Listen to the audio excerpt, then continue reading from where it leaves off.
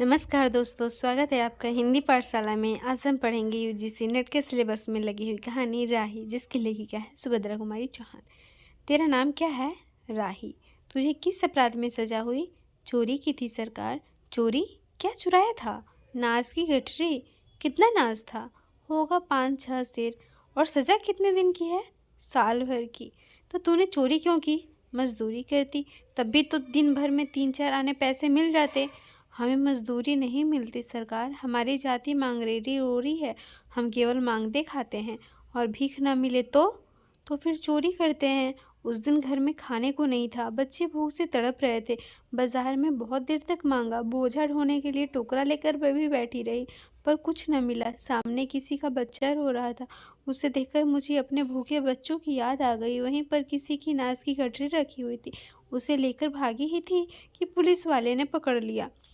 अनीता ने एक ठंडी सांस ली, बोली, फिर तूने कहा नहीं कि बच्चे भूखे थे इसलिए चोरी की? संभव है इस बात से मजिस्ट्रेट कम सजा देता। हम गरीबों की कोई नहीं सुनता सरकार। बच्चे आए थे कचहरी में, मैंने सब कुछ कहा, पर किसी ने नहीं सुना। राही ने कहा, अब तेरे बच्चे किसके पास हैं? उनका बाप? अनीता ने पूछा।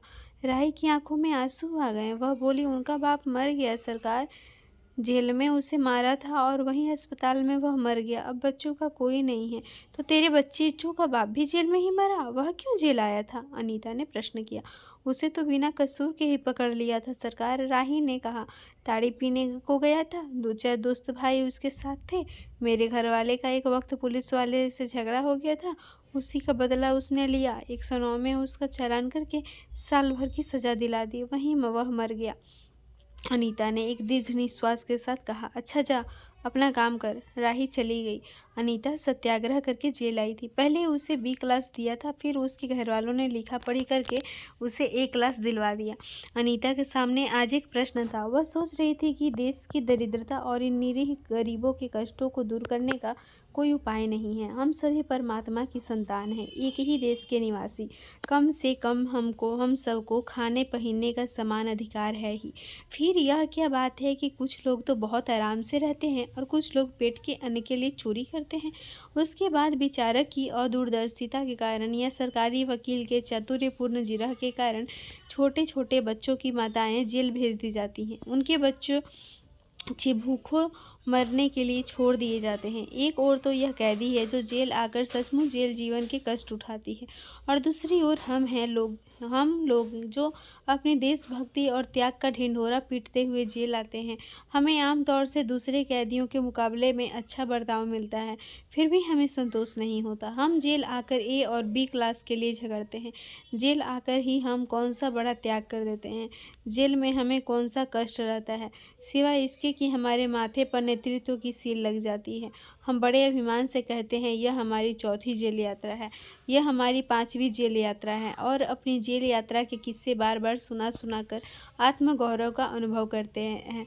तात्पर्य यह है कि हम जितनी बार जेल जा चुके होते हैं, उतनी ही सीढ़ी हम देशभक्ति और त्याग से दूसरों से ऊपर उठ जाते हैं, और इसके बल पर जेल से छूटने के बाद कांग्रेस को राजकीय सत्ता मिलते ही हम मिनिस्टर, स्थानिक संस्थाओं के मेंबर और क्या क्या हो जाते हैं।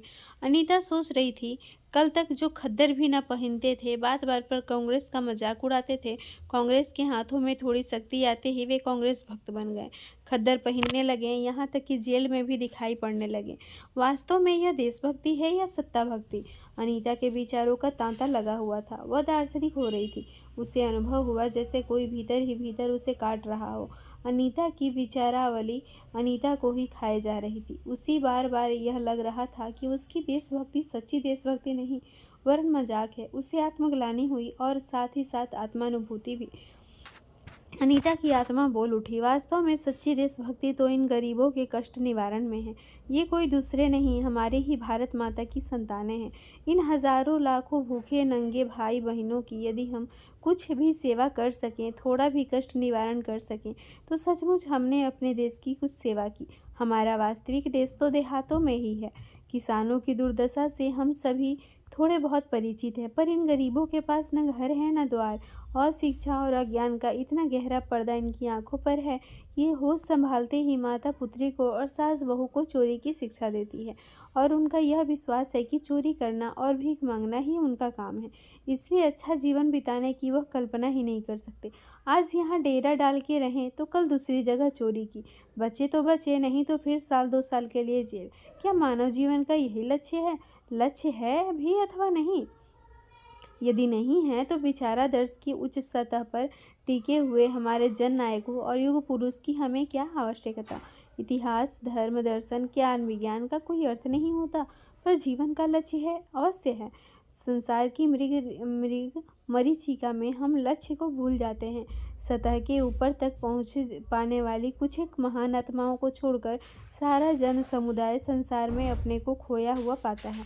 कर्तव्य का उस ध्यान नहीं, सत्यासत्य की समझ नहीं, अन्यथा मानवीयता से बढ़कर कौन सा मानव धर्म है? पतित मानवता को जीवन दान देने की अपेक्षा भी कोई महत्तर पुण्य है? राही जैसी भोली भाली किंतु गुमराह आत्माओं के कल्याण की साधना जीवन की साधना होनी चाहिए। सत्याग्रही की यह प्रथम प्रतिज्ञा क्यों न हो? देशभक्ति का यही मापदंड क्यों न बने? अनीता दिन भर इन्हीं विचारों में डूबी रही। शाम को भी वह इसी प्रकार कुछ सोचते सोचते सो गई। रात में उसने सपना देखा कि जेल से छूटकर वह इन्हीं मांगरोरी लोगों के गांव में पहुंच गई है। वहां उसने एक छोटा सा आश्रम खोल दिया है। उसी आश्रम में एक तरफ छोटे छोटे बच्चे पढ़ते हैं और स्त्रियां सूत काटती है, दूसरी तरफ मर्द कपड़ा बुनते हैं और रुई धुनकते हैं। शाम को रोज उन्हें धार्मिक पुस्तकें पढ़कर सुनाई जाती है और देश में कहाँ क्या हो रहा है यह सरल भाषा में समझाया जाता है। वही भीख मांगने और चोरी करने वाले आदर्श ग्रामवासी हो चले हैं। रहने के लिए उन्होंने छोटे छोटे घर बना लिए हैं। राही के अनाथ बच्चों को अनीता अपने साथ रखने लगी है। अनीता यही सुख स्वप्न देख रही थी। रात में वह देर से सोई थी। सुबह 7 बजे तक उसकी नींद न खुल पाई। अचानक स्त्री जेलर ने आकर उसे जगा दिया और बोली, आप घर जाने के लिए तैयार हो जाइए, आपके पिता बीमार हैं, आप बिना शर्त छोड़ी जा रही हैं। अनीता अपने स्वप्न को सच्चाई में परिवर्तित करने की एक मधुर कल्पना ले घर को। ये वीडियो पसंद आए तो चैनल को लाइक, शेयर और सब्सक्राइब जरूर करें। धन्यवाद।